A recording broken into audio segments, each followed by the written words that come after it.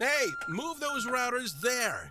Oh, hey, it's me, your data center. And as you can hear, I'm making some big changes in here because AI is making some bigger ones everywhere. So I took a little trip to Nokia. Super fast routers, optical interconnect, fully automated, the whole data center networking portfolio, and they deliver.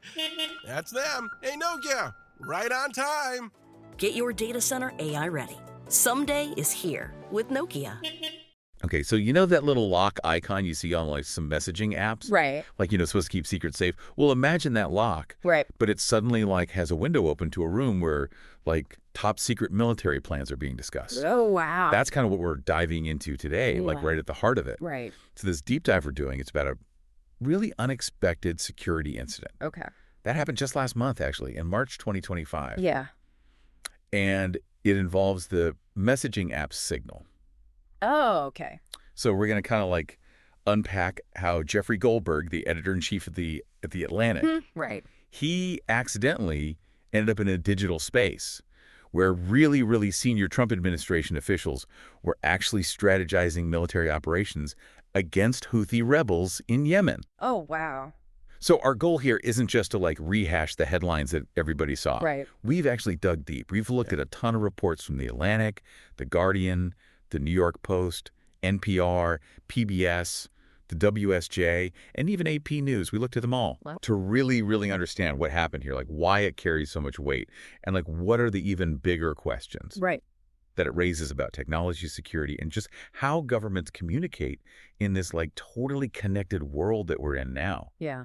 We're going to be looking at the roles played by figures like Goldberg himself, obviously, but then also senior Trump administration members, including Vice President J.D. Vance, Defense Secretary Pete Hegseth, and National Security Advisor Mike Waltz. Right. Even Director of National Intelligence Tulsi Gabbard and CIA Director John Ratcliffe in the aftermath of this whole thing. Wow, that's a lot of people. So, okay, so like how does the editor of a major publication like The Atlantic just like end up in a chat about potential military strikes? It's like you said, it's kind of random. Yeah. So Jeffrey Goldberg, the top editor at The Atlantic, for reasons that we still don't fully understand, he just got added to this Signal group chat. Oh, wow. But this wasn't just a casual group chat, you know? This chat included like really, really senior Trump administration officials. Like who? We're talking about the vice president. Wow. The Secretary of Defense, and even the National Security Advisor. So like the top people? Yeah, they were actively discussing planned military actions in this chat. And when you say military actions, we're talking about something significant. Right. Yeah, not just like routine exercises or something. No. The core of their conversations, they were focused on impending military attacks against Houthi rebels in Yemen. Oh, wow. So that like immediately elevates how serious this whole situation is. Right. We're talking about discussions that involve potential deployments of troops, specific targets that they were looking at, and even the potential for this to like cause consequences internationally. So this is serious stuff. Very serious. Now, Signal has this reputation for being like super secure. Right. Right. Like its big draw is that end-to-end encryption. Right. That's like what everybody talks about with Signal. Yeah. So the fact that this happened on Signal, it almost feels like a contradiction. Yeah, that's a really good point. I mean, Signal has built its reputation on being so secure because of that encryption. Right. Which basically means that only the people in the chat, the people who are meant to receive the messages can actually read them. Right. Like they can decipher them. So because this happened on Signal, it really highlights that security isn't just about the technology itself. Okay. There's a human element here that plays a huge role. So like user error. Exactly. Yep. Even the most secure platform, the most like technologically advanced platform can still be vulnerable if a user makes a mistake. Right. And in this case, that mistake was adding someone to the chat who wasn't supposed to be there. Oh, wow. And it makes you wonder, even with such strong encryption, are platforms like this really designed for these kinds of super sensitive government discussions if they're not following the most basic user protocols? That's a good question. Like you have to wonder. Because even though Signal's end-to-end encryption secures the messages themselves, that system of adding and removing people from a group relies on users to do it right. Right. And that's not protected by the same level of encryption. So Goldberg finds himself in this unexpected digital space, realizes what's going on, and decides to report on it. Right. That's a big decision. Oh, it is a huge decision. Once Goldberg understood what they were talking about in the chat and realized he was added there by mistake, he started publishing parts of the conversations in the Atlantic. Oh, wow. And that's when the details of these planned military operations started to become public. And these weren't just like vague outlines of plans or something, right? Like Yeah. what kind of details were actually revealed? No, the stuff that was leaked was really detailed. Right. Defense Secretary Pete Hegseth, he reportedly went into a lot of detail about the specific types of aircraft and weapons that they were planning to use. Like what? He mentioned things like F-18 fighter jets, MQ-9 drones, even Tomahawk cruise missiles. And it's even reported that the published parts of the chat talked about potential targets and the order in which they were going to attack them. So that's really specific. Very specific. And when this kind of detail gets out, it obviously raises serious concerns about what's called operational security, Right. which basically means protecting sensitive information about military operations so that your enemies don't get an advantage. Right. So if these details are just out in the open, it could potentially allow the Houthi rebels to anticipate and figure out how to counter those plans. So it could really change things on the ground. Exactly. Okay. So this is where things get even more complicated. Yeah. Because then there's the Trump administration's response to all of this. Right. And it wasn't exactly a straightforward admission that something went wrong, was it?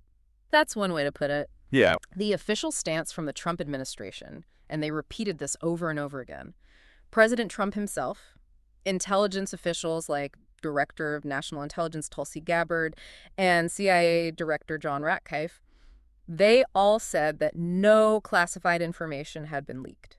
Oh, wow. They said that everything that was discussed in that chat was within the rules and that there was no actual security breach. But that seems to go against the fact that there was detailed information about weapon systems and attack sequences. Right. That ended up in a news publication. Right. It sounds like it was more than just general ideas about strategy that they were sharing. Right. That's exactly the point. That's what caused all this concern, Right. and that's what sparked bipartisan concern in Congress. Oh, wow. So despite the administration's assurances, lawmakers from both parties, From both sides. yes, they called for investigations into this whole incident. So they didn't buy it. No. And they weren't just worried about what was said in those chats, but also the fact that such sensitive matters were even being talked about on a platform that wasn't officially approved by the government. Right, because there are those specific systems, right? Exactly. There are communication systems that are specifically approved and secured by government agencies, and often they have even more security and oversight than commercial apps do. Gotcha.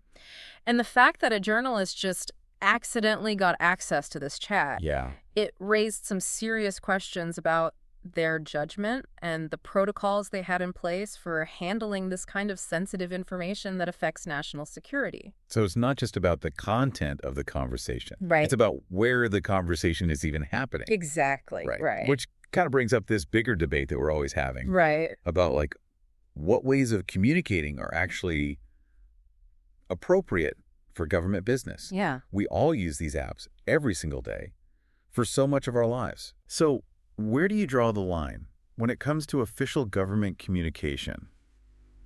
Especially when we're talking about things like national security. Yeah.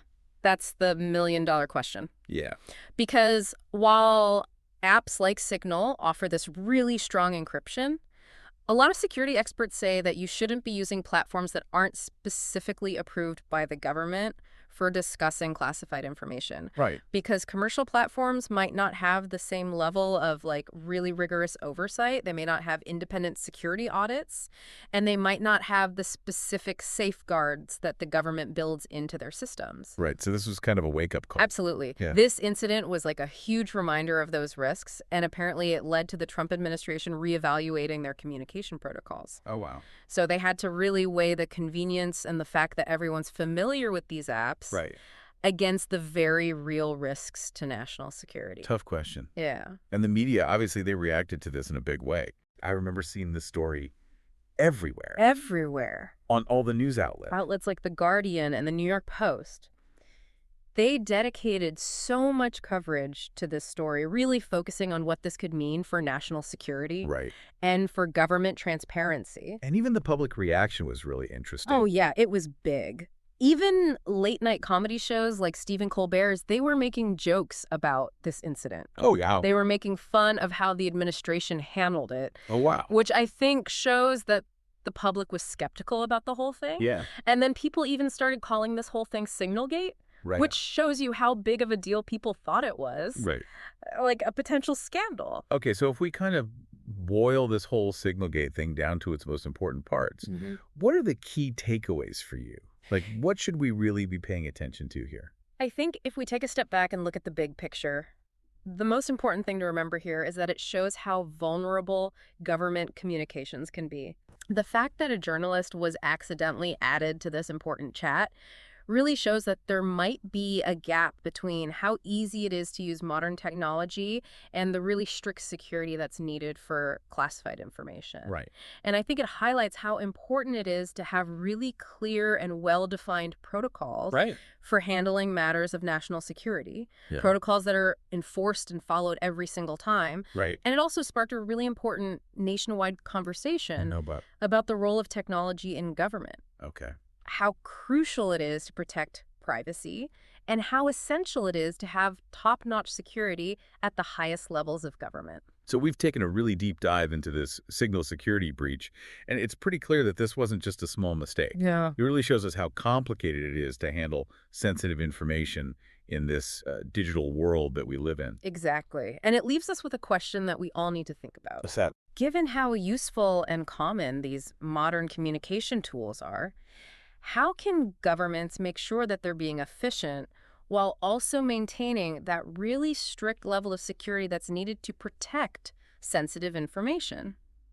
It's a tough question. Yeah. And there's no easy answer. No. And it forces us to think about all the different factors involved. Like? From the technical side of things, like encryption, all the way to the human element of following the rules and protocols every single time. Yeah. So this incident really reminds us that technology is a double-edged sword. Right. It can be incredibly helpful and convenient, but it also comes with risks, especially when we're talking about things as important as national security. Right. So it's something for us all to think about. Absolutely. Not just in terms of this specific incident, but also as we move forward. Good point. It's a reminder that we need to be careful and thoughtful about how we use technology. Especially when the stakes are so high. Absolutely. Well, this has been an incredibly informative deep dive. Yeah, it's been great talking about this with you. Likewise. Until next time. See ya. Take care.